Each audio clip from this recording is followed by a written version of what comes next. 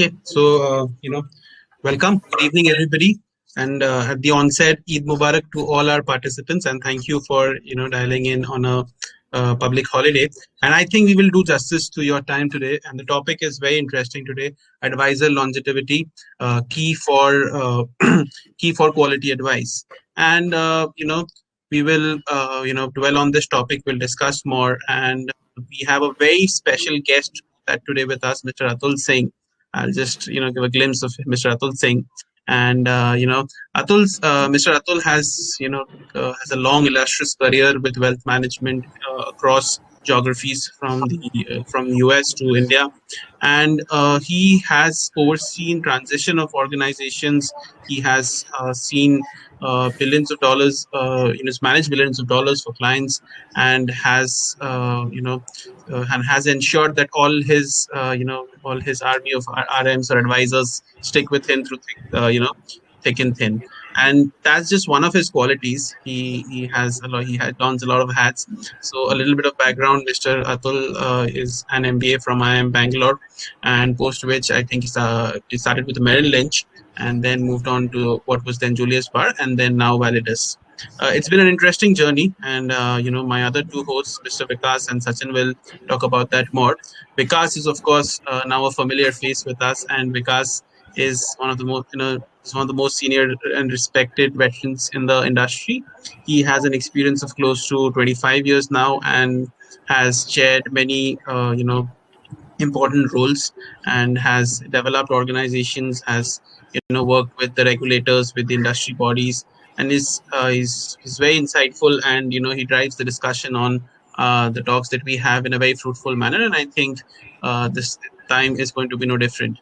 Then on, we have Sachin.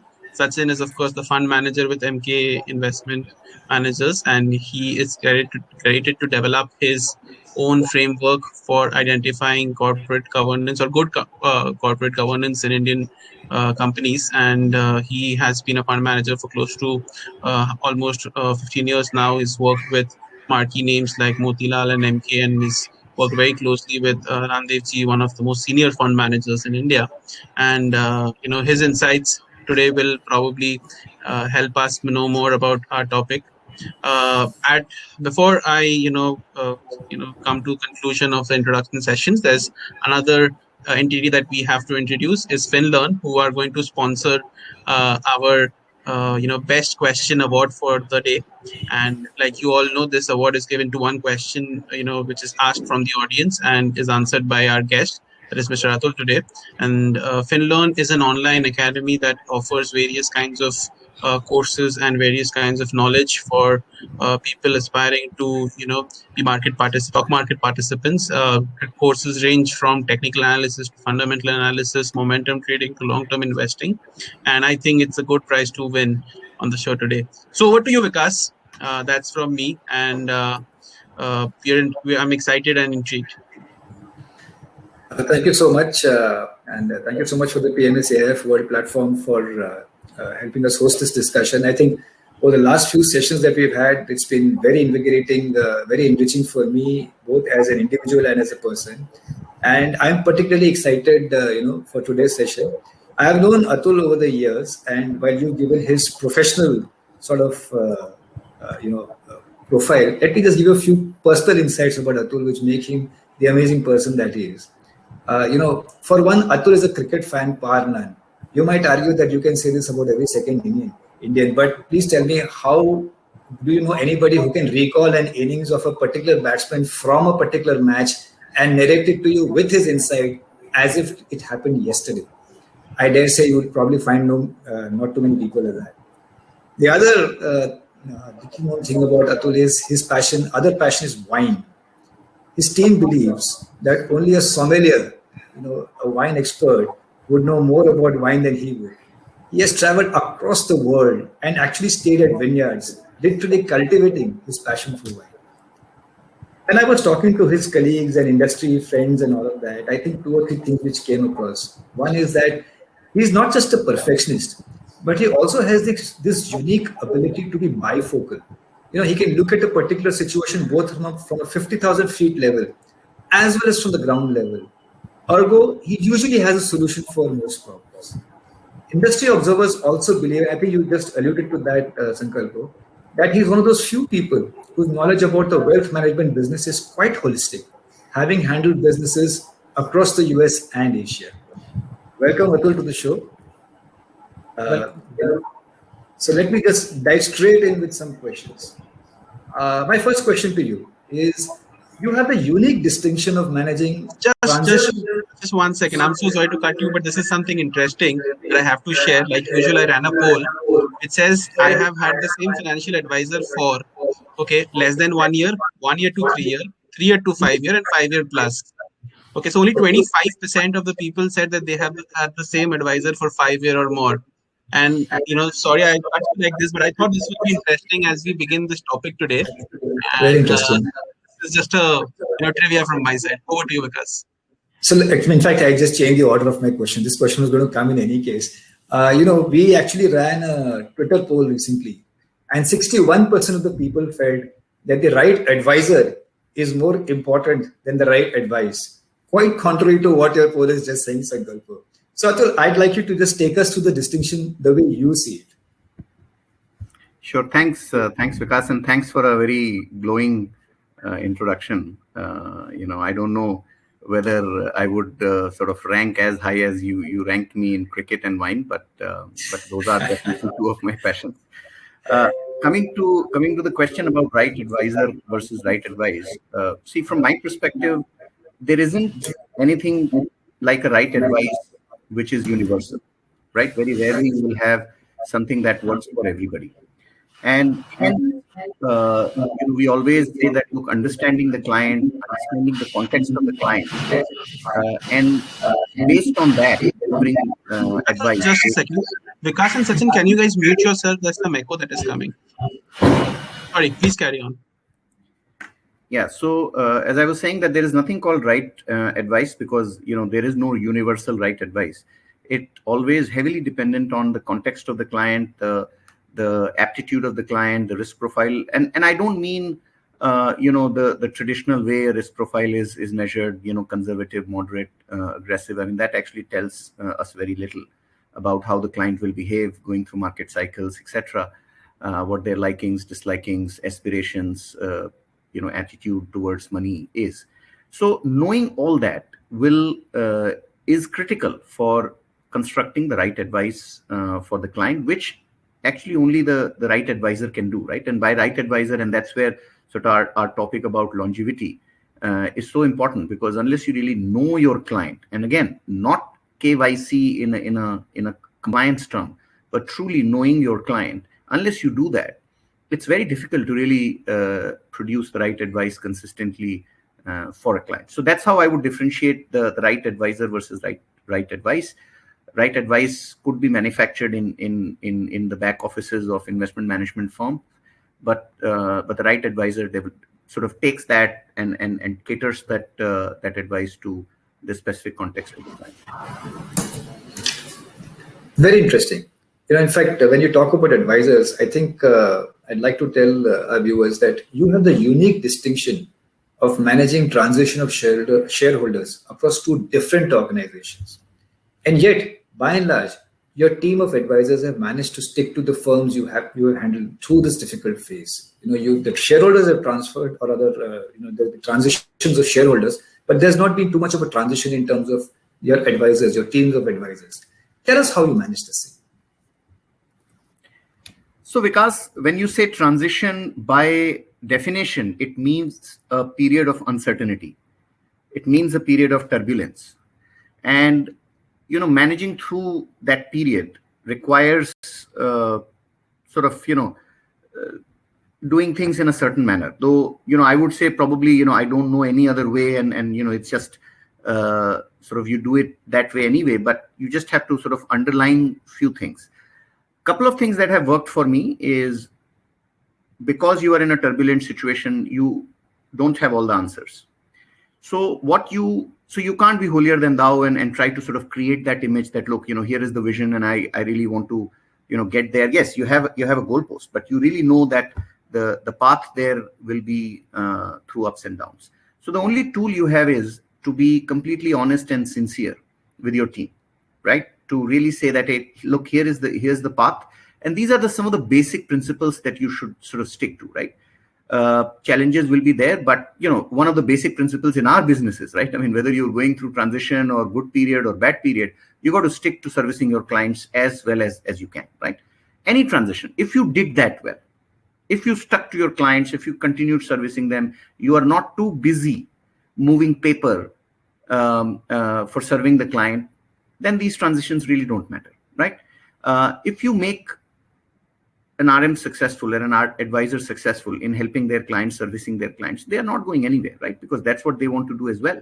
So I feel that a lot of, when you think about uncertain periods, when you think about changing things, people lost focus, or organizations lost focus from the most critical sort of element, that is clients. So if you retain the focus on clients, I think, retaining people is just a byproduct of that, right? I think the other, so this is sort of the softer aspect. The other hard aspect that I feel is critical is that, again, through these uncertain periods much more, but also otherwise, as a leader, you got to solve the hard problems together with the team, right? I mean, you can't really, in our business, it's a talent business, right? And you can't, sort of just be, again, in your ivory tower and try to sort of force people and what you call like a program manager, you can't really just ask questions that why is it not done? I mean, you got to, if it's a hard problem, you got to really get in and solve that hard problem.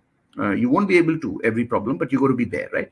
And leave the easier problems to be solved. So it's not like every problem you have to get in, but choose the hard problems so that that you are seen as a leader who's standing along with everybody solving these problems. Because look, challenges will come, right? I mean, we talk about transition, and I say this again, that transitions by definition are challenging periods. But in a regular, I mean, tell me a serene period where there are no challenges for any business, right? I mean, if the markets are going up rapidly, that's a challenge in our business as well, because clients are worried about too much froth or valuation. The resource cost becomes very high. If the markets are going down, it's a different challenge. So challenges are challenges. These are some of the principles that you have to stick to, and at least in my experience, some of those principles have worked well. I hear honesty, I hear transparency. While you mentioned a lot of this thing, but this is what clearly I hear. Wonderful. Sachin, do you have any questions? Yes, thanks, Vikas, and hi, Atul. Welcome to the show. Really a pleasure to have you, and I've heard you, and I think it's very important what you're saying. A lot of things I have also played by those principles all my career, and I can fully relate to it. What I wanted to understand is, when it comes to, say, financial advisors, right? We all understand that they have an influence in the financial decisions of your HNI clients or investors in general, right? And over a period of time, these decisions will have certain implications. I mean, how those decisions have played out over a period of time, and obviously the investor does witness this, does observe that. So it's been almost probably, at least I would say, a decade and a half since the wealth management industry in India has had a fairly decent traction, I would say. So in this 15-20 years, or at least in the last decade, do you think that the advisors have found their place under the sun, in the sense that are they earning the respect from their investors or their clients? Yes, that this advisor does make value addition to me, and it does make a lot of sense, listening to him. Have they earned that place under the sun from the investor's perspective? Yeah, thanks, Sachin, for that question. And see, in India, I think while we have come a long way, but I think a long way is still to be traveled as far as gaining respect is concerned. There is, and that goes along with the transition of the industry per se, because the advisors are the flag bearers of the industry. They can't really work outside the industry. And the phase that the industry has been probably is still in, but transforming, is still the phase of product pushing, right? So the product provisioning or product sales is the primary function of the advisors so far. And that doesn't lend itself automatically to solving complex financial problems for the client or act as an advisor. Like I said, that, in my first answer, that you need to see the context of the client, tailor your advice as per that. And every time, every product is not true for or correct for every client. But in India, because of the phase of the life cycle of the industry that we're in, we are still in a sort of heavy product provisioning type attitude, and that sort of leaves a little bit on the table to be desired as far as the respect is concerned, right? In fact, I actually almost cringe when I hear this statement repeatedly, that wealth management is a commoditized industry, right? And a lot of people, again, based on my personal experience, I was a good student, gold medal in engineering, IIM Bangalore, top ranker, first job in New York City on Wall Street, etc. And I come back and I work in a wealth management business, and I start a wealth management business as an entrepreneur, right? So a lot of my friends ask me that, look, what are you doing in wealth management business? I mean, what's so great about wealth management business? And, are you doing justice to your own talent? And that's where sort of this disconnect is, right? Because people think it's a highly commoditized business. But I think that it is absolutely a business where a lot of very fine skills kind of come together, right? Because you can be as deep as, in the investments world, trying to really understand different asset classes, different portfolio construction, India, global. I mean, there's just so much to know, both at the macro and the micro level, right? As an advisor. Plus, it is about people, because, you sit in front of the client and you're able to build enough trust with the client for them to give you their money, right? That cannot be a commoditized job, right? So, as a fund manager, you have the first part, but you're also not out there sort of trying to build that trust with the client, right? So just think about it. I can aspire to be you in terms of your intellect level and understanding of the markets, as well as I can try to be, the best sort of extroverted guy out there trying to build relationship with the clients, right? And many, many, many other aspects that this job, this industry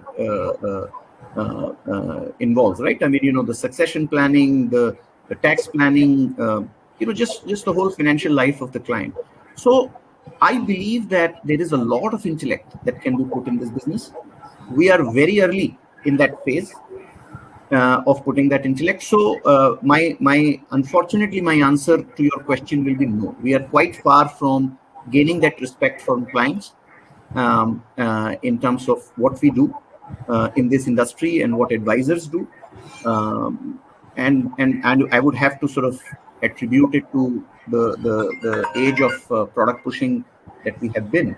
But I hope that that we actually transform from that image to come to an image where we get our due respect, and client does not automatically assume that it's actually a commoditized industry, and it's easy. Right. Atul, I sincerely appreciate a very, very frank and a very honest answer. And frankly, I can completely relate to it. But I would just like to add that, how much ever we think, but my experience has been that investors also do, I mean, a good part of the investors over a period of time do realize the authenticity of the advisor. And I have experienced that last 20 years, that investors who have been with me, at least 50-60% of them, walk with me. And that comes to my second curiosity. And I'm going to be a bit of a devil's advocate here, Atul. We just spoke about the longevity of the, advisor, right? But look at it this way, that, as an investor, I'm associated with your firm, right? And, as a firm, you might be giving certain asset allocation calls, right? That today you go underweight in a particular asset class, you go overweight in a particular asset class. That's one part. Second, as a firm, you might be getting certain specialized products for me, Okay, a niched out products which are exclusively designed with your firm. You might have tied up with some manufacturer or certain investment managers, and you would have created those niche products, right? And then those products are brought to me by your advisor. Now, after a few years, the advisor decides to move on to another wealth management firm. How do I, as an investor, decide whether I like the advisor, I like everything he's done, but I'm not sure how much role did he play in getting those products or getting that asset allocation call. He had the right interest for me. I'm not doubting that part, but there are two parts, right? The integrity and the capability. Now, how do I decide the capability was the firm's strength or was it the advisor? And that's where the longevity of the advisor is sometimes, as an investor, how do I evaluate that? Should I stick to the advisor or should I stick to the firm? And yeah. I'm just being a devil's advocate. I'm just trying to get the best out of you. Yeah. No, see, so the capability comes into sets, right? So the first part of capability of constructing a financial product that has better risk return, it's on efficient frontier, etc. That, of course, is outsourced to, let's say, the institution. But of course, the enough sort of financial understanding of that product, the risks that that product carries, and being able to fully articulate to clients, and also then mesh it with their context, right? Whether it works or not. That's that level of finance. And by the way, that doesn't come without a base minimum financial market understanding, right? Because you got to understand the risks. Every product has risks, right? And in fact, that's where the advisors have to do a better job of institutions have to do a better job of articulating them, and RMs have to do a better job of understanding them. But so that's the capability that I would look for, right? And it's not that difficult. Believe me, Sachin, it's not that difficult from an investor's perspective to really understand that somebody is only peddling a product that is coming from his product team, or he really understands this product. And I don't expect him to create this product, but I want him to understand. I expect him to understand this product and also articulate to me why it actually is relevant for me in my context, right? And that's not that difficult to really judge. And then the second part is also very, very, very critical, is the intent, right? Now, the intent of whether the advisor is on my side or is driven by, KRAs are important and revenue is important, but it also very, very clearly shows in first few interactions that, what's your intent. I mean, it's not, it won't be clear just by talking to me for the first time, because, obviously it's a very experiential thing. Everybody says that I am the good guy, but I think very quickly you'll be able to realize the intent and also the capability, which again, like I said, I'm limiting that capability to really understanding the product that you're bringing. There is no excuse for not understanding it. I'm not really holding you responsible for creating it, but I hold you responsible for understanding and fitting it in my context. So that is actually not that difficult for investors to understand and decipher. And if they are able to really get confidence in these two aspects, I think they should stick to that advisor. Now, this question, again, I'm just taking a little bit more time because I want to talk about this particular question related to longevity, but also, a lot of RMs or advisors talk about, does longevity mean staying at one firm for 20 years or 30 years? I mean, what does it mean, right? I mean, should I not change jobs? And again, in my career in the US or Singapore and in India, I've hired many advisors. We've built credibility with lots of advisors, and a lot of these discussions are focused on how should they think about their career, right? In order to inculcate this trust with clients, not get stuck at one place, but yet have longevity, etc. Right? So there, if I really sort of elaborate that. And again, I'm coming back from the perspective that if your movements, change of jobs, etc., are in that context, then it is okay. Versus not being in that context, then it's not okay, right? So I always believe that globally, if advisors have three lives.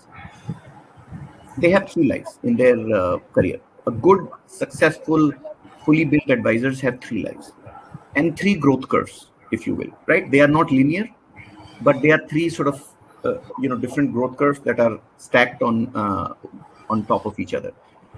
Advisors should not think about this firm versus that firm, right? I mean, if they change jobs within one growth curve after 2 years, 3 years, believe me, they can, again, take it from me, having spent my life in this business, they can never become a substantial advisor, right?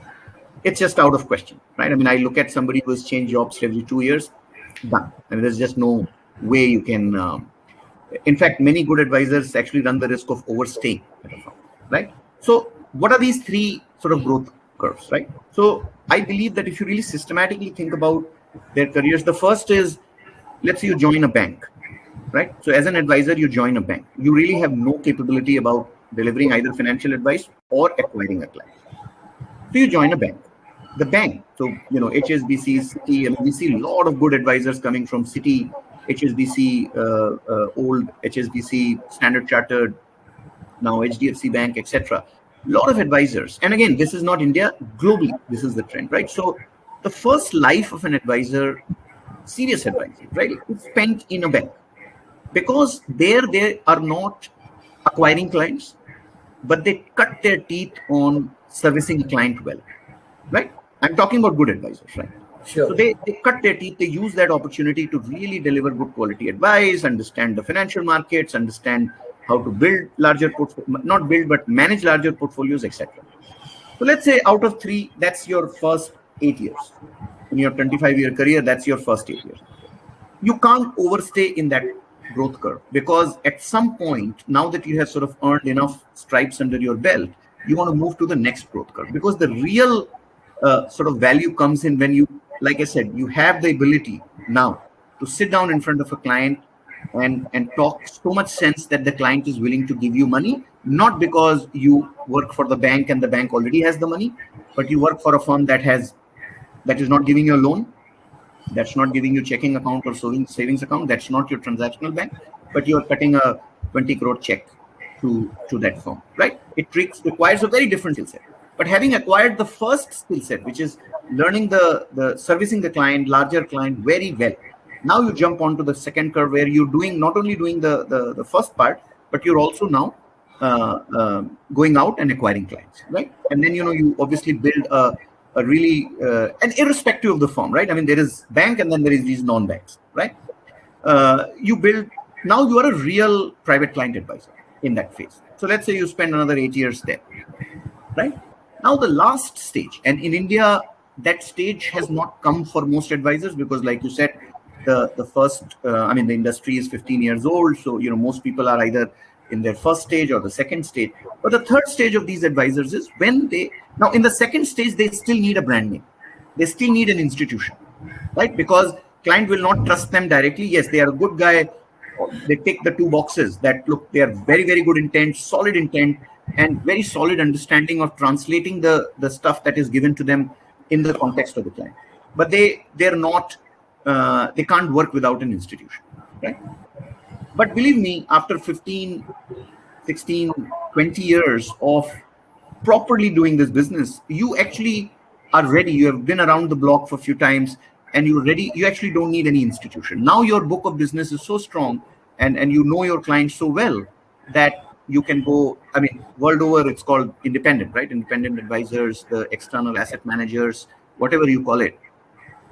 You don't need, I mean, you can really go and put a shingle or put a board of, Sachin and Associate on your shop, and you will have the same clients do business with you, because they now don't need an institution to really drive that comfort, right? So that's, and all of these, because, the monetization for the advisor also, right? As you would imagine that in the first phase, banks, the compensation is limited, because they say, hey, we give you the client, right? Why should we pay you that much? But then once you're ready for the next one, you go there and you extract a lot more economics, because now you're not just servicing, but you're also acquiring. And then the third, obviously, you have a lot more economics coming to you, because it's your business, right? And you really have no support of the business. So in that context, if people are sort of 8 years later, if my advisor comes to me and saying like, hey, I'm making this jump because I need to get not only me but you to a different growth curve. I'm not doing it for myself. I'm actually doing it for you, because I have given you everything that this platform had to offer, and now I want to really upgrade and go to the next one. And 8 years later or 10 years later, if he comes back and tells me again, I would honor that. But every 2 years, if you really come back and tell me, there is no excuse for that. Yeah, Atul, that's very, very well articulated. And I think that has put the entire context in place. Now, let me ask you one more thing related to this.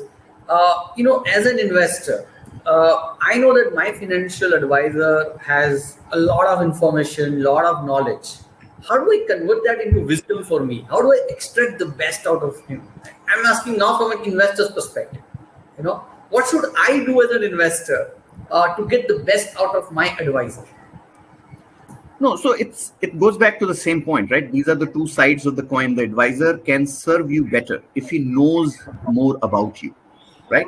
Goes back to knowing your client. Okay. So if Right. I, as a client, and again, that's a problem in India, right? Because like I said, it's the industry.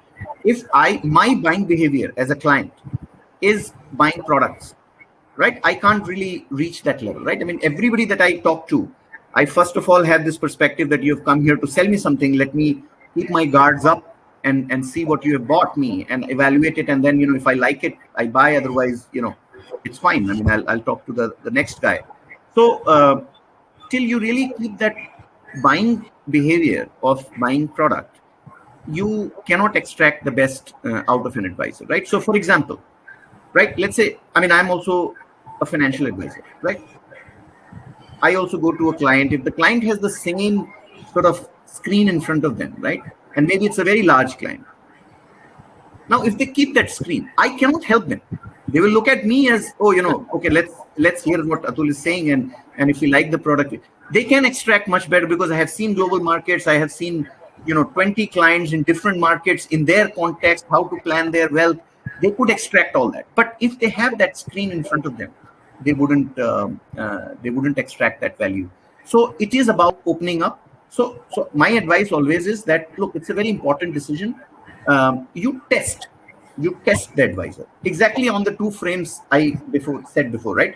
Intent as well as the capability on the translating that product understanding for me and catering it. I test, but once you pass the test, then I trust, right? Then you trust, and with that trust, then you can extract the best out of the advisor. And again, if the advisor, a lot of clients also ask me that, look, my advisor is now moving from this firm to that firm, and what should I do? And I tell them that, look, if that guy has passed these two tests and has demonstrated it for 5, 6, 7, 8 years, and just look at how long he has stuck to his current firm, and if he has stuck for that long, then it's a privilege. It's absolute privilege for clients to find an advisor like that, right? You go with the advisor. There is absolutely no doubt there, right? Because the platforms, our business is not about products. It's not about products, right? I mean, even in our firm, we say that, look, we are not responsible for product innovation. We can't innovate products, right? I mean, if you do too much of product innovation, you lead your clients into financial crisis. I mean, the whole financial crisis was over product innovation, right? We are not. We are there to innovate the process, right? Our business is about process innovation.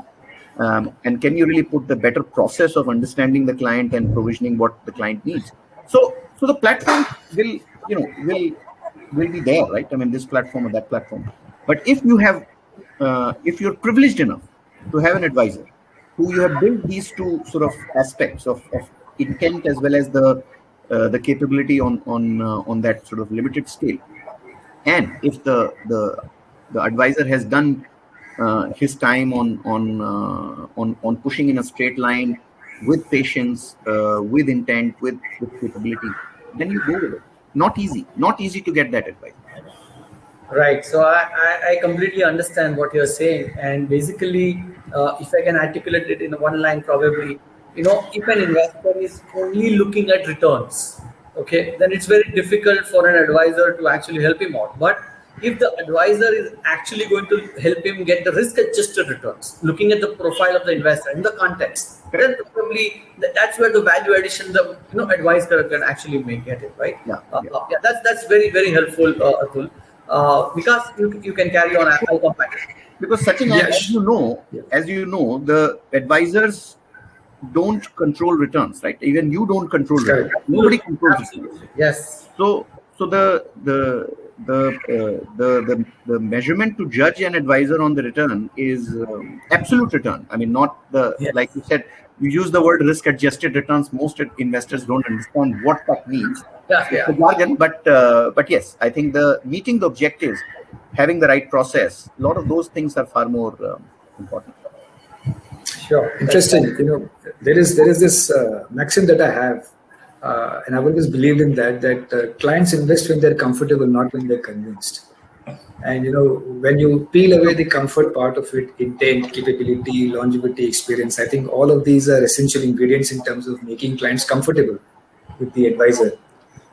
Coincidentally, my next question, which I was going to ask you, there is Gautam Somayaji, who's actually made a comment in the chat box. I'm just going to read out his comment and then I'm going to ask you the question. His comment is, the biggest problem with wealth management firms, this is for wealth management firms in general, is that they launch prop products so that the client money is stuck with the firm and the RM can't take the client. Okay. Plus, of course, prop products give you a higher commission. And my question basically was, with respect to global standards, you've seen pretty much whatever it is in the world. How would you compare the Indian financial advisory system to what you see in the rest of the world? So I think in a way, both these things are connected. So because there is no doubt that a properly structured open architecture advisory system is superior than any other system that has proprietary manufacturing.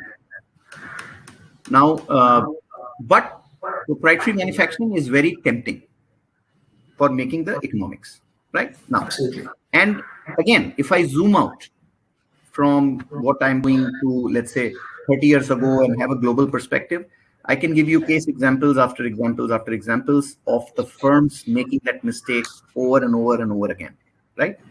And eventually realizing that mistake, it does not end well, because there will be a tough time, right? There will be a crisis, there will be a financial market crash or downturn or whatever it is, right? It is bound to happen, because we do face market cycles. And you got to answer this question, that why did my objective, unfettered objective, is to bring the best investment idea or best investment capability to the client.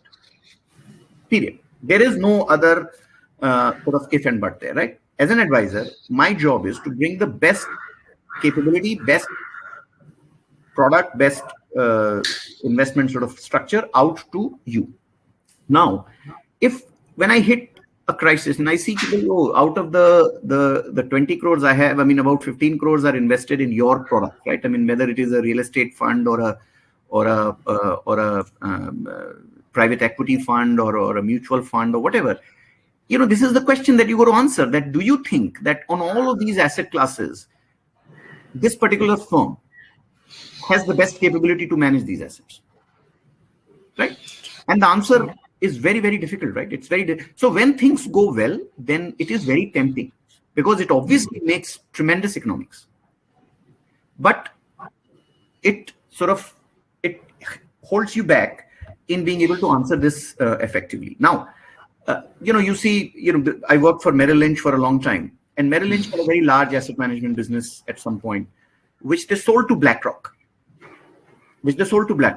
Why? Because of the same point, right? That look, beyond the point, you cannot really resist this temptation to sell your own products, because, and it happens slowly, and it kind of, even if you put these markers in place, this sort of creeps on, right? Because even if you say, no, I mean, I'm not going to sell my own product, completely independent, Chinese wall, it's fine, but the lure for economics is so great that you get lured in, right? And I mean, right now, I mean, I don't want to talk about sort of specific names, but since this is a public news, you're seeing the example of Credit Suisse. right? Global Credit Suisse. Yeah. They had Greensill fiasco, right? $10 billion. Now, they manufactured that, but they sold $10 billion to their own clients, Credit Suisse private clients, right? Yep. Okay. Asset management manufactured that. But how come the whole 10 billion got placed with the Credit Suisse private clients? And I'm not saying it. I mean, these are public reports, right? Yeah, I see where it is. And now the fund is bust. Correct. Right? How now the risk has transferred from your asset management. It's not a fund risk anymore. It's your franchise risk. Yes. Because how do you answer it? So, this is a double-edged sword. You need to have proper framework. Now, again, I'm not against manufacturing. Manufacturing to fill a gap has to be there, right? So let's say, if, to use your term, risk-adjusted return, if I say that, hey, large cap funds, large cap stocks managed in a very disciplined manner, why should I pay 2.25% to a PMS manager? Maybe, my PMS manager or my team can manage it at 1%, right? Or I don't want to create a product that is very model portfolio driven and every product portfolio looks the same. My job is to manufacture a portfolio as per the client's requirement. So maybe I have this very customized, staggered investing PMS product, which is not a product, but it's a solution, but I'm manufacturing it for the client. Now, this fills a gap, right? It expresses my advice in a very customized manner to the client, and it limits me, right, to that space. But am I going to become the best stock picker in the mid cap space and the small cap space and the alternative space? I doubt it, because it requires very, very different investment, Okay. right? So that would be my my perspective, Vikas, on global versus local. Again, in India, it's an evolution, right? I mean, you will see firms evolve. There will be market shocks up and down.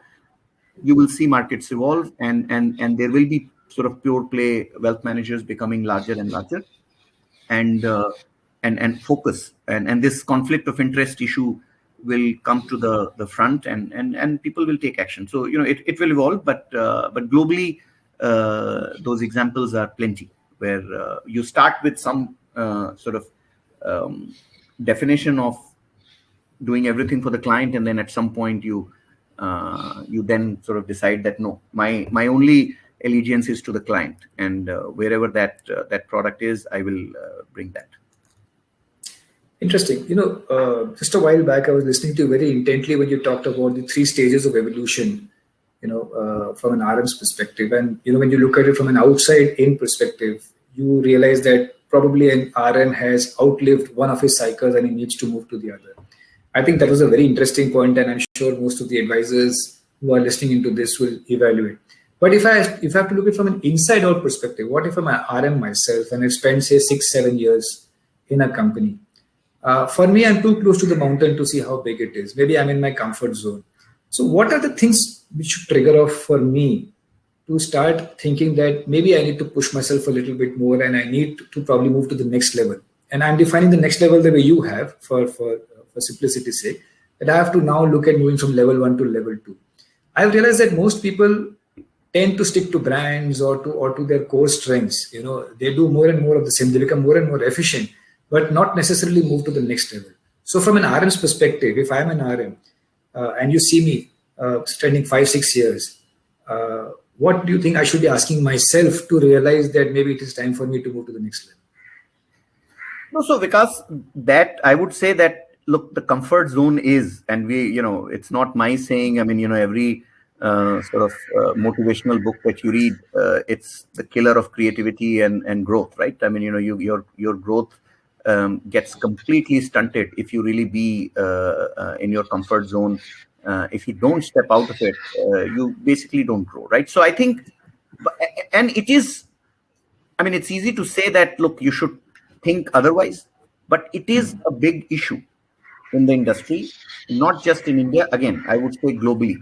And I will give you an example there that, in Merrill Lynch, in the US, we had 20,000 advisors, right? That's the workforce we collectively were managing. And we would come up with, I mean, of course, our focus was that, hey, if you can make, we have 20,000 advisors. If you make everybody 20% more productive, right, our revenues will go up by 20% because they can do 20% more job, right? I mean, forget about hiring anybody or anybody leaving. Just the same set of advisors, you make them 20% productive, and their business, our business, Merrill's business, will go up by 20%, and it's a very profitable growth because you didn't have to pay people to join you and all of that. Every experiment that was done in a little sort of pockets that look, this branch, this complex, or this city, there was and there's a little bit of sort of colloquial reference there, but every time you did that, let's say if you raise the productivity by 20%, meaning the advisors 20% more effective, actually, rather than revenues going up, we used to say their golf handicap improved by 20%. Right? Again, it's a classic sort of example where, right, everywhere you make them more productive if they are in their comfort zone. So I will tell you, at Merrill Lynch, CEO at the top of the house, right, managing 20,000 advisors, it's a fantastic business. I mean, fully annuitized, $25 billion top line year after year, and growing at a steady pace. The single biggest challenge that CEO has of growth is the fact that you mentioned, that the people are in their comfort zone and complacent, right? So they try different things to really bring them out. There is a science to it. I mean, you experiment, you put different incentive structures, etc. But that challenge is real. But it doesn't bode very well from a RM's perspective, because of course that kills the growth prospects. Now, the only thing I will say is that in the US, a lot of these 20,000 advisors, they are in a small town, Nevada or Arizona, and they're earning $400,000, $500,000, and they're very happy with their life, and they don't really need to now get to the next level. So they get extra time, they go and play more golf. But in India, we are a different society, we are in a different life stage, we're all aggressive, entrepreneurial, go to, hopefully. So there is no space for complacency for anybody. So I think that question should not arise. I mean, I know it is there, so I'm saying, but it should not arise. So everybody should really strive for going for it. There's a long way to go, right? It's not, see, our business is not a demand side challenge business. Very few businesses, I mean, in fact, India, well, there are many businesses that don't have demand side. Our challenge is supply side, right? And you want to be in that business because that's what, let's say, my sort of life goal is, that can I really create better supply to address that demand? Because demand I don't have to worry about, right? I mean, how many clients today you meet? In fact, you should do that Twitter survey as well. How many clients do you meet that say that I'm very happy with my advisor? Hardly. Interesting. It's a supply side problem. And you have no doubt, I have no doubt, the pace of wealth creation also in this country, right? So if the pace of wealth creation, absolute size of the wealth per capita income is not an issue, the financialization, the real estate assets, hard assets moving to financial assets is not an issue. The clients are unhappy about their current situation. I mean, what better demand dynamics do you need? Right? Interesting. Only supply side. So, buck up and just aspire to really be the best version of yourself. So no place for complacency in India. In the US, and, somebody who is, living in Monaco earning $1 million, I mean, he has no incentive to really go to $2 million, but we're not there.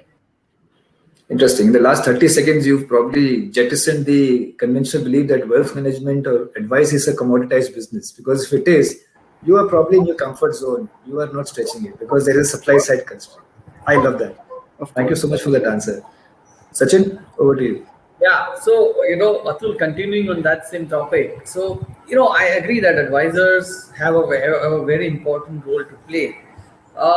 And, as a part of our audience, we have a lot of advisors here, and I would like them to learn a lot from your experience. So, if you can, somebody who's already managing a relationship, has a good set of investors, now, is there a process is there a set of process that they need to follow? Can you articulate that for them? It's easy.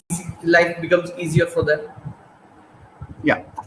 So, and again, this question, and maybe sort of I'm paraphrasing, but let's say this question is about, okay, what would be my advice to, the advisors, right? How should they really think about it? So, there again, I would ask a fundamental question. In fact, two questions. So I'll have two advice, right? One is, if you ask a fundamental question, which I think is a good question to ask in any business that you are in. What is the driver of your customer satisfaction? Right? You are serving a set of customers. Now, you want to really improve your service offering. Okay, how do you improve that, right? I mean, what factors are important for your customer? Now, we have done this proper survey on this topic in all markets, right? I mean, Singapore, Hong Kong, US, India, and there is only one answer on that. And that answer is that it's not investment performance. It's not also servicing, but it's actually the reach out, customer RM reach out or advisor reach out to clients. Okay. So advisor reach out meaning that, not when you have to sell a product. That, sir, ye naya aaya hai, matlab, this is no. Not when the markets are doing well, but when the markets are not doing so well, right? When you do need that hand-holding and call the client and say, hey, I know this volatility is there, but look, I have looked at your account. I'm completely on top of it. You don't worry, right? Or if there is a course correction to be done, you do that proactively, right? So a reach out to client is the single biggest factor driving customer satisfaction in our business across markets, right? So you cannot take that lightly, right? You can't talk to your clients only when you have to sell a product. You can't disappear when the volatility is there, because you have to have a very hard conversation, and you can't bullshit also, right? So, whatever you need to say, you need to really build some depth and call your client and handhold, right? So the minute you do that, you have won the client over, right? Because then the investment performance will matter less, right? So that's one thing, right? That's one thing I want to emphasize, that look, you got to really deeply think about what drives your customer satisfaction, because that's the customer segment you're serving. And how do you do better? I mean, I can give you the second and the third important factors as well, but at least, keep in mind the number one. Second is what I tell a lot of RMs or advisors to do is to sit down peacefully and articulate their value proposition. And again, I don't mean their firm's value proposition. I mean their value proposition, right? Firm's value proposition is a part of it, right? But what is your value proposition? What are you going to do for this client? And you should be able to articulate that in, just about 90-second pitch, right? In the elevator pitch. You should be able to articulate that, right? Because you're selling something now. Anybody who's selling something should be able to articulate exactly what they're selling and how is that product going to add value to client's life. And here the product is not the MLD or the alternate fund, but you. So what is your value proposition, right? And again, don't hide behind, the firm's value proposition. It's enabling, right? And serious advisors, long-term advisors do need to define their value. And by the way, you can also assume, right? If you perfected that 90-second pitch, your client acquisition will become very, very, not easier, but not easy, but easier, I would say, right? Because, like I said, supply side problem, demand to hai. There are people all around you who need you, but you got to articulate that, right? Why should they hire you, right? And by the way, again, this is not something that you have to come up with on your own, right? If this thought is there in your mind, right, you talk to your peers, you talk to everybody that you know. If you don't have anybody, call me, right? And let's debate that, and I'll help you decide what your value proposition is. But crystallize that. Don't sort of try to improvise when somebody says, oh, why should I, what is different about you, and why should I? Because that question will come, no? I mean, can you avoid that question? You can't. So there is one question that every client is going to ask you. You might as well So you might as well be better prepared for it. So those are the two things I would say. See, this is about being student of the business, right? Because it is a business, and that's why I say that it can't be farther from the truth that this business is commoditized, right? And so like I said, understand what drives customer satisfaction. Try to up your ante on that, whichever way you want to do. And second is, like I said, be very clear about what you bring to the client. And if you really see yourself finding a gap there, then backfill that, right? Backfill that. Thanks, Sachin. Before you ask your next question, I'd just like to supplement one thing here. Atul, there is a book which I want everybody to read. And if you have a book which you think I see a lot of books in the background. There's one specific book which you might want to recommend. But from my side, I think there is one book which has become sort of the beacon, the North Star for me, which is a book by Simon Sinek, which is called Start With Why. Okay. I have read this book close to 5 times already. Each time I am in a state of doubt, I go through that, and it has helped me sharpen the narrative of why I exist, why my firm exists, the narrative coming across. So I think you hit upon, you actually mentioned something which is very, very important. The why of the business, getting to the core, is extremely uncomfortable. It just challenges you. The what and the how is easier, but the why is very difficult. Yes. So as a framework, if advisors want to use, they should, in fact, students, advisors, investors, whoever is listening to this conversation, one of the books I would highly recommend is a book called Start With Why by Simon Sinek. Sachin, over to you. Sure, thanks. That was Atul. That was very, very insightful, I must say. Related to that thing again, like when you meet so many advisors, for your firm, you need to recruit or even otherwise. How would you, what are the 2 or 3 characteristics you are looking at an advisor, in them, that he could be a good advisor or he is a good advisor, what are those 3 or 2 or 3 characteristics that as an advisor they would need to probably evolve themselves with? Yeah, again, something that comes up a lot. And so if you think about what does a super RM look like, right? So because everybody wants to be that. So what does a super RM look like? Now, again, I would not say from the perspective of my hiring, but I'm saying, let's just say as an aspiration, right? For anybody to say, hey, I want to be a super RM, and what are the elements that I need to focus on, right? So if I step back, and it's very harsh, that expectation from a super RM, right? And the way I would look at it is, again, in 3 buckets. So the first is it's very interesting. So the first is that this guy has to be, or this girl, this person has to be very extroverted, right?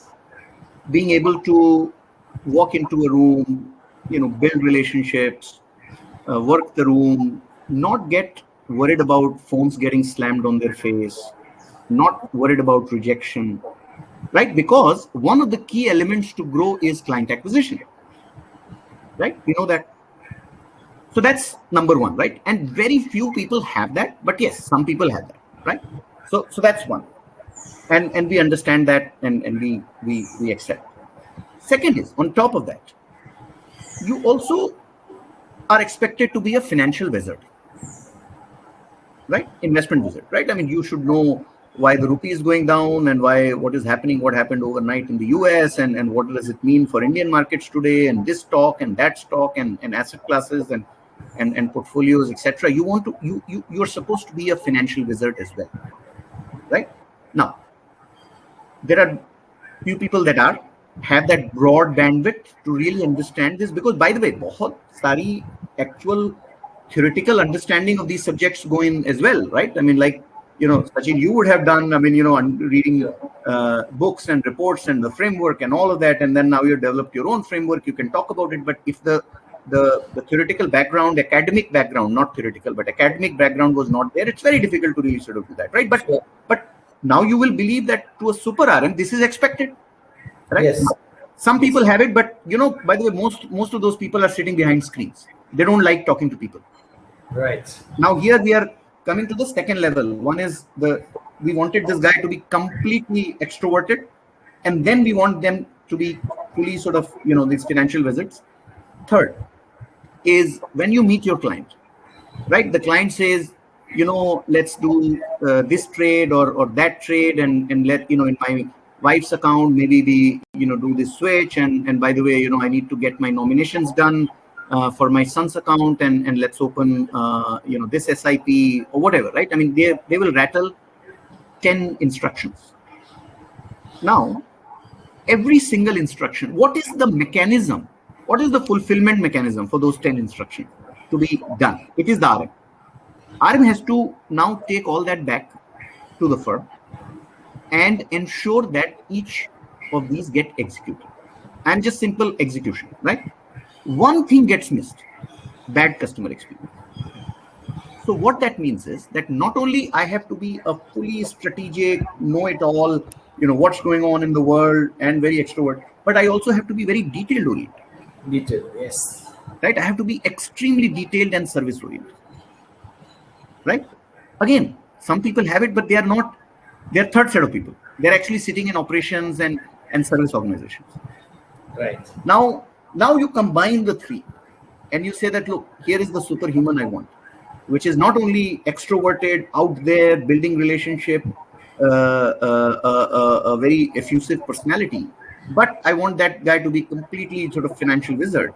And then the third is, I also want him to be very, very detailed, right? And that's the difficulty, right? So that's why I'm saying supply side issue. Why is that supply side issue? Because these three skills to be together in one person is actually there, right? And then different organizations, deploy different mechanisms to pass this bucket out. But as you know, what we have promised is a single point of contact. In private banking, that's what you do. Now, single point of contact comes with this scalability challenge, because this is what you're looking for, right? So, now that's the frame. I don't evaluate every advisor. I mean, I put that frame, but I'm ready to accept the weaknesses on one or the other dimension and take the dominant dimension and see how we backfill that with other skills and resources, etc. But RMs, to be super RMs, they need to really see. I mean, this goes unquestionably. Every super RM that I have seen in any of these markets, they excel at all three qualities. Fantastic. I think you've really given the success of the lethal weapons. You actually articulated the three lethal weapons. If they come together, how it can actually play out fantastically. Let me. Yeah, sorry, Atul, you were saying. No, I was just going to say, and you can, with that lens, you can actually see, when you look at an advisor, you actually see that this is a servicing RM, right? Or this is a investment sort of RM who likes to sit behind the screen and talks intellect, but fails on the other two dimension. And then the third one, which has the very good first dimension, is a whining and dining RM, and he kind of does all kind of sort of talk with the client, but again lacking on the other two. So that's, you will see that very commonly, and it's very important to have that lens so that you can either advise them to come up to curve on the other dimensions or find another way to sort of backfill. Sorry. Right. Right. So Atul, now I'll just go the other side a little bit. I had heard long back, Mr. Uday Kotak, this is actually at least 15 years back, and he said that when we go into wealth management, we are going to walk the dog of the client, right? And that's what wealth management, I mean, that was how he said that that's the kind of service level that I want to go about. But, really speaking, how does one really know that my client is happy with me? What kind of signals that the client will send? And you can also give an example by way of some of the best compliments that you would have got from some of your clients. I mean, you get that so it's easy for all of us to relate to it. See, it is, again, one of the key challenges in our business, right? As a CEO of this business, this is my hardest challenge. In a traditional setting, we are trying to solve that in a certain manner, and I can briefly speak about in what we do at Validus to address that issue. But in a traditional private client business, that's a challenge for me for a number of years. Right now, why is that a challenge? Because if the relationship between it's all about advisors, right? So let's say if I have 100 advisors, right? The experience, and we already said that, advisor is a very critical component of what finally gets delivered, because they are the, what I call, the last mile in our business, right? I mean, and that's the last mile issue that we all face as the somebody who's building the business. So they are very critical. Now, each 100 have different capabilities, right? You will accept that? Sure.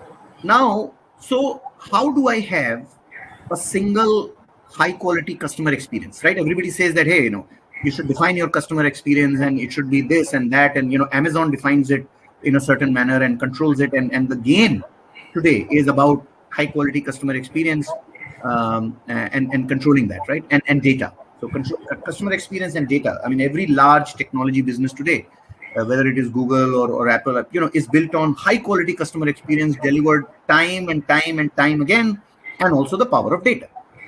Now, in our business, now just think about our business for a second, right?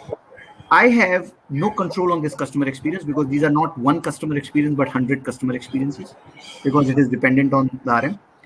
And also, it is not only dependent on 100, but it actually depends on which side of the bed the advisor has woke up on that day, right? So, and I actually don't even know what customer experience is delivered, because clients don't talk to me in general, right? So if they will only, in fact, in most cases, they will talk to me in a traditional sense, right? I mean, like I said, we're trying to backfill some of that, but in a traditional sense, if there is something that is terribly wrong, that goes out of RM's control, right? He can't hold it any longer. Then he comes to his boss or whoever and says that, look, I need your help in talking to the client, because, this has gone wrong, right? That's the point you're talking to the client. Second time, if there is something to pitch, this new product has come, new approach has come, new offering has come. So I need your help. Let's talk to the client to pitch this. I need your help, because बाकी तो सब मैं कर ही लेता हूँ. इसके लिए I need your help, right?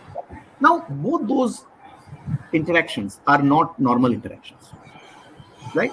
So what does the conclusion mean? That I have no normal, as a CEO of the business, or as head of the business or business unit or a team or whatever you call it, you really have no exposure to the normal customer experience that is being delivered, right? And then the question is, I mean, you don't even know. So how do you know? Because you're not measuring it. So how do you know it's good or bad, right? And no business can scale unless you get to a high quality, consistent customer experience, right? So it is a challenge, and it's a challenge for private wealth businesses all over the world. Now you try to get consistency with certain basic minimum rules, and the advisor needs to do X, Y, Z, and you over prescribe what they have to do. But till you do it in an offline world, you cannot hyper customize it, right? So you will have a standard template. And like I said, the minute you have anything standard, it loses its value. Because again, if you try to kind of mindlessly apply that template on RM trying to do X, Y, Z, it's gone. So here I will bring technology, because technology is potentially starts to answer this, right? So if you really now create, so if I aspire to say that, look, my customer experience is actually not just the RM. Now go back to the three elements that I said, right? Servicing, the investment management or advice, core sort of financial advice, the empathy with the client, understanding the complexity, building relationship and trust, right? Now, when you apply technology, right? Because that's another question that one could ask. Every business in the world is getting disrupted with technology. Is your business not going to get disrupted with technology, right? I mean, can you believe that? No, right? I mean, the technology will disrupt it. But till you don't disaggregate these three components, you will keep believing that, RM is so critical that RM ko to aap digitize nahi kar sakte, to isliye, yes, we have no threat from technology. But the minute you disaggregate it, right, you say that, look, I need RM to bring this complexity based on empathy, based on behavioral aspect of how the client is going to behave when the market goes down or up, or the family conditions, the upbringing, attitudes, all that. I need a physical, sort of very substantial RM, right? But lot of the second and the third, which is on the investment advice as well as on servicing, can actually be digitized, right? And digital can come in and play a very significant role, right? So now when you, with that frame, when you start to overlay digital, right? I say that, look, do I need this RM to carry back these 10 instructions that the client gave? Can I really have a technology with which, before the RM leaves the room, right, not only he communicates those requests back to the back office team, but also, in fact, 30, 40%, 50% should have actually been fulfilled before he leaves the room, right? So now, again, that's a mindset. Not easy to get there, but that's, so we sort of try to, the frame we take is we are a fintech for high net worth, ultra high net worth client. And that's the way to think about the fintech element in an ultra high net worth, ultra high net worth business, right? I mean, world over, every fintech in our business so far, thankfully, has gone in solving the customer experience for retail client, absolute retail client, right? Because the level of complexity in solving their experience is much lesser. You ask 3 questions about their risk appetite, and you deliver a mutual fund portfolio that is based on some algo or a model or a stock portfolio, and that's your advice, right? But that only works for a retail client. That doesn't work for somebody who has 50 crore or 10 crore or even 5 crore, right? It doesn't work. So you need people. But does it mean that you basically raise your hand and say that, look, you're insulated from technology onslaught? No. So these are the second and the third component. You have to go very hard and very thoughtfully to digitize and make that work collectively with the third element on top, which is your RM, right?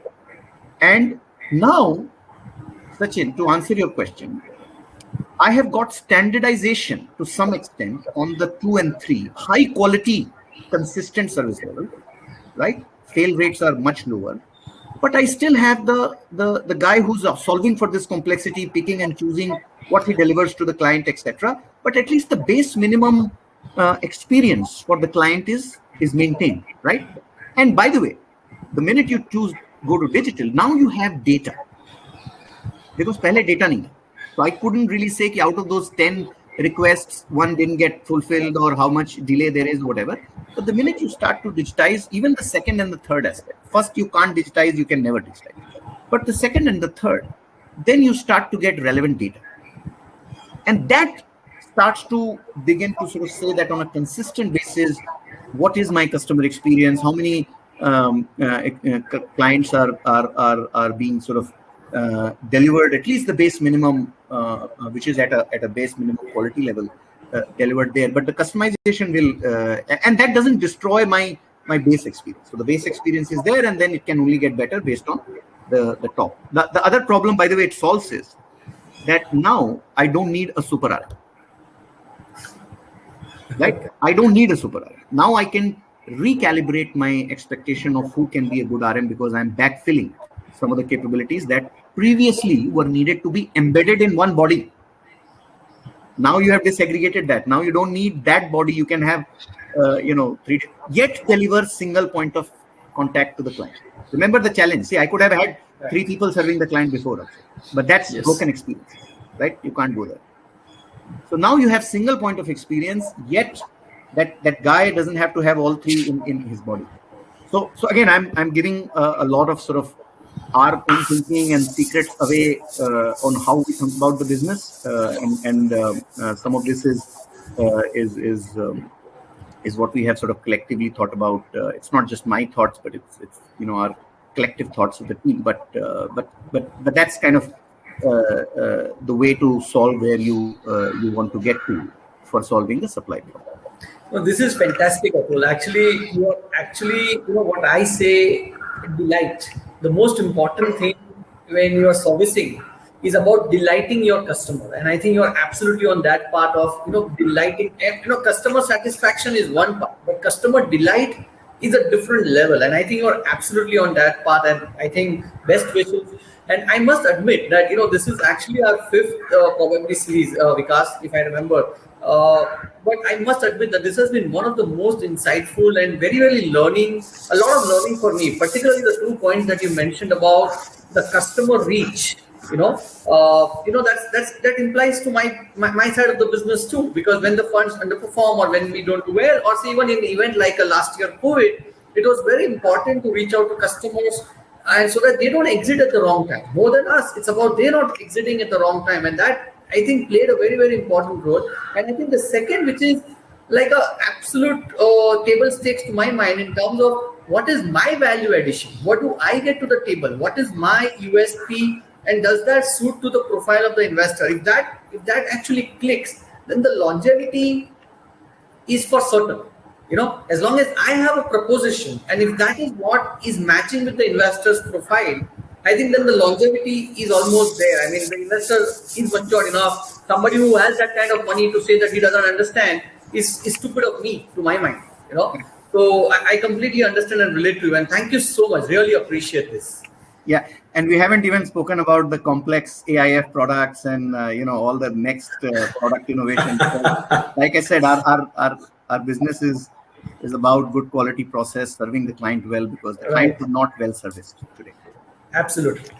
I appreciate it. Yes. So in fact, your discussion has been so engrossing that I just realized we've crossed 77 minutes of discussion, and almost the entire audience has been sitting through.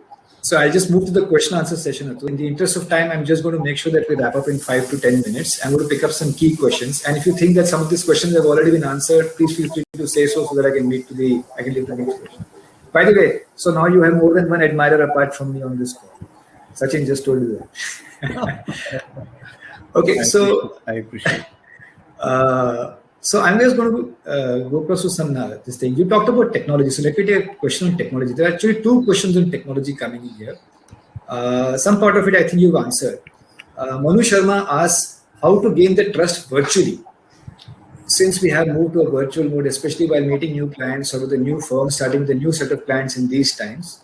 Questions as an advisor, please. And the other one is similar, but not same. It's from Narendra Khadse. In today's technology advanced scenarios, is it possible to create a virtual advisory platform, self-help clients to eliminate integrity of issues of advice?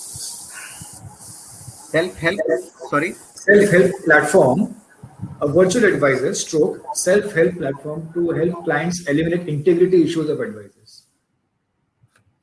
Yeah, so I think the first part of gaining trust of clients, especially a new client, that you meet is no doubt harder, of course, because sitting down with the client and having a cup of coffee, I mean, it's difficult to replace that. But what we have seen, because ours was a new firm and we had no choice but to really continue to acquire clients. See, what we have seen is exactly the kind of discussion that we had just had, right? If you really have the right content, if you have the right sort of things to talk about and approach, etc., clients are looking. See, it's not that just because nobody is meeting the need for wealth management has gone away, right? I mean, it's not. Clients need it, right? I mean, they are coming into money, they have liquidity. In fact, the investing world is quite complex. I mean, the equity everybody talks about, but fixed income, everything is sitting at 3.5% interest rate funds, and inflation is 5%. You're in a negative interest rate zone, and large part of your portfolio is there. So you can't just sit there and say, hey, let me sort of wait for things to open up and then we'll move forward. No, you always need that. So I think it is harder, but it is not impossible, right? I think there is no replacement to doing exactly what I said, which is just sort of get up, think about what you want to talk to clients, what are your levels of sort of elements of advice, and reach out and have a call and do it exactly the way we are doing today, right? I mean, there's no challenge in what we're doing today and being able to communicate. So the message has to be right. It's harder. There's no question about that. The second part is, our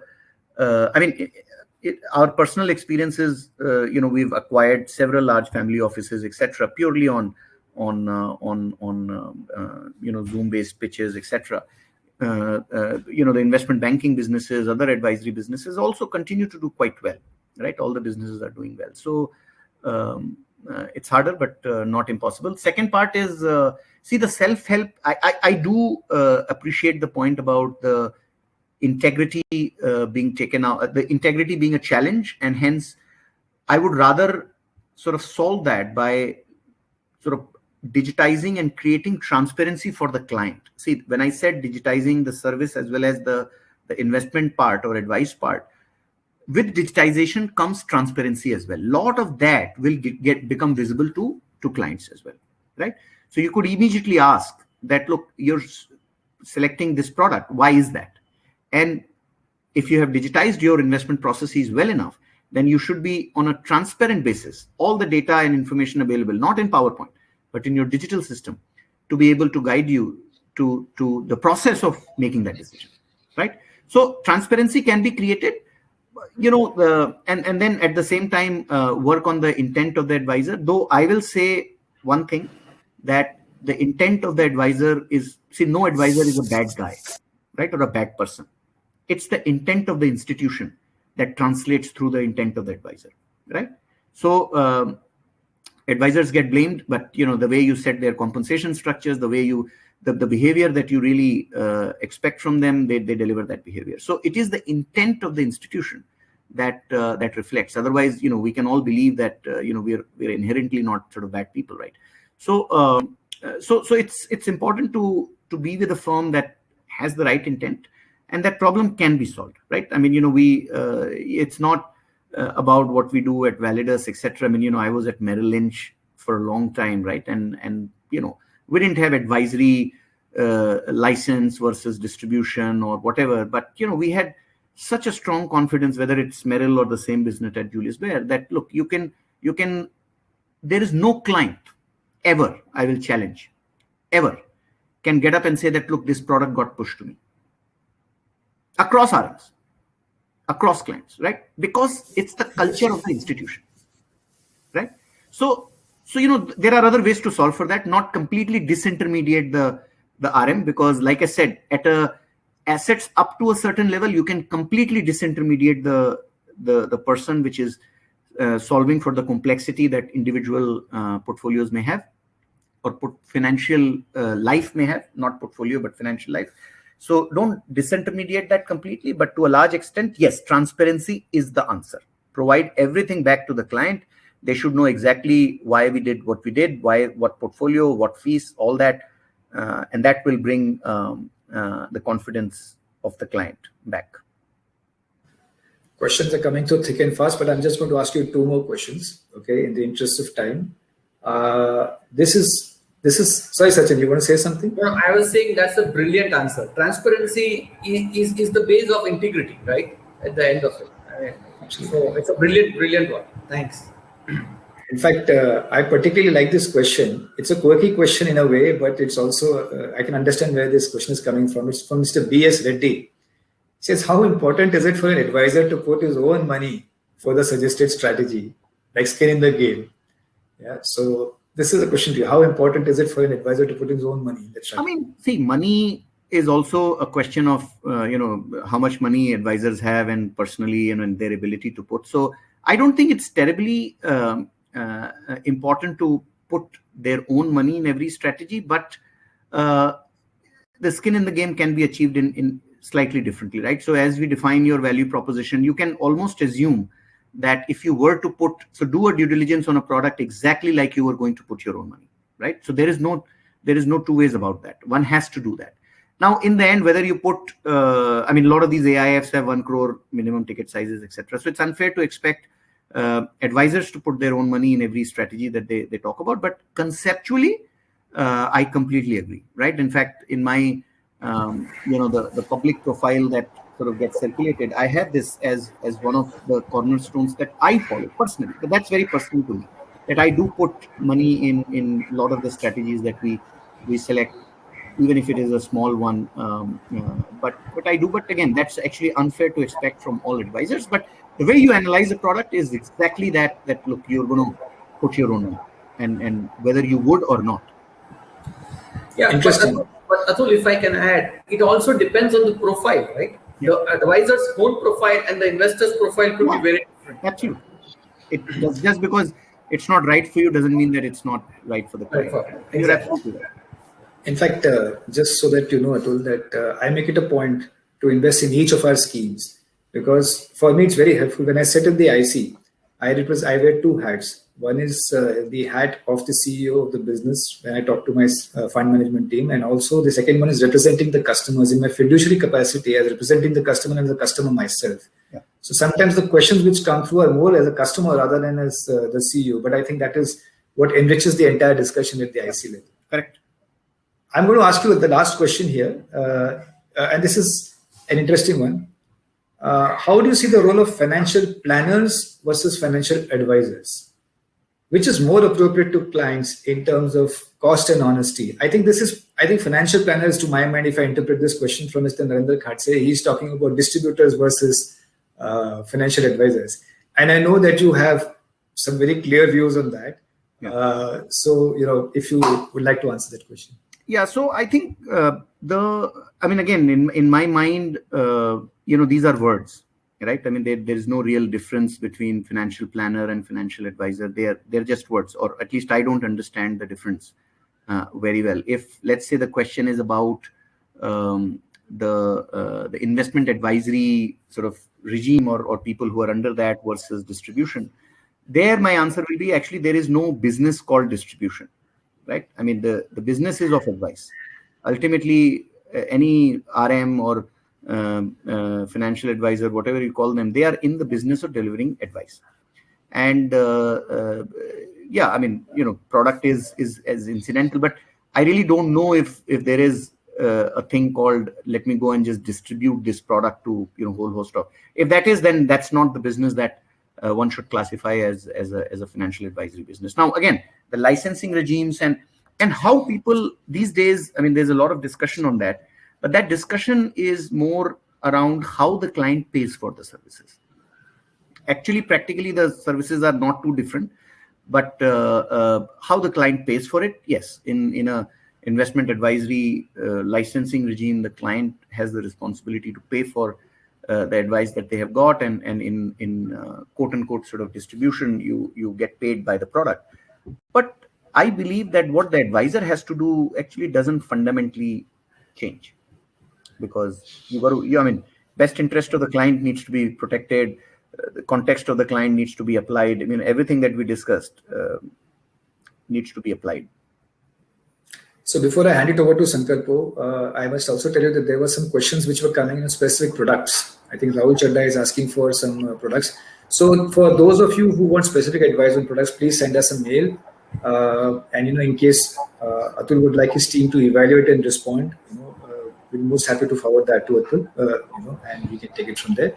Personally, I think I speak for Sachin and myself when I say that this has been a masterclass in terms of understanding, the mind of an advisor, what an advisor should do. In fact, I can go on and on. I'll take 90 minutes just to describe what I've learned, right? But in the essence of time, I'm just going to thank you. Thank you very much, Atul, and I'm going to hand over the... Thank you so much. Right. Thank you so much. Thank you, Atul. So we'll come to the vote of thanks in a while. So for listeners, thank you for tuning in on a holiday. And we at PMSCIF World are committed to building a platform and of good advisors, quality advice backed by content, research, and analytics. And in the coming days, or if you've been following our work, you would have realized where we are building our capabilities, and we hope to continue doing so, demystifying characteristics like risk return and risk-adjusted return for clients. So before we close, we will just announce the discussions of few of the polls for just curiosity purpose. So of the audience today, 61% said I'm happy with my advisor. That's kind of the whole point. And another interesting question which I asked the audience was what kind of advisor do they prefer? Advisor who is working as a professional independently, or advisor who's associated to a big wealth outfit or a bank? So 65% surprisingly said that they would want to work with an independent advisor. So that's where the preference lies. And thank you again to all of you. Sankalpo, sorry, just before you add, I completely forgot. We have to announce the winner of the question. Right. The winner wins a prize from Finland Academy. And Atul, I think Mr. Narendra Khatse, he asked actually two questions. One is about the virtual advisor platform self-help client to eliminate integrative issue of advisors. To my mind, I think that was a very sort of intellectually stimulating question, which led to some very interesting answers. So, if it's okay with you, should we announce Mr. Kharse as the winner? Sure. Yeah. Makes sense. So, Mr. Kharse, congratulations. You win a free training module, a free training session with Finlearn Academy. And please be in touch with us, the team of PMS AIF World and MK Investment Managers, and we'll send you the more data on that. Thank you so much. Thank you. Thank you, Atul, for being with us. Thank you, Thanks, Sachin, and thank you, Vikas. Thank Bye, you to the guys. audience. Stay safe. Until next time. Thank you. Thank you. Thank you so much.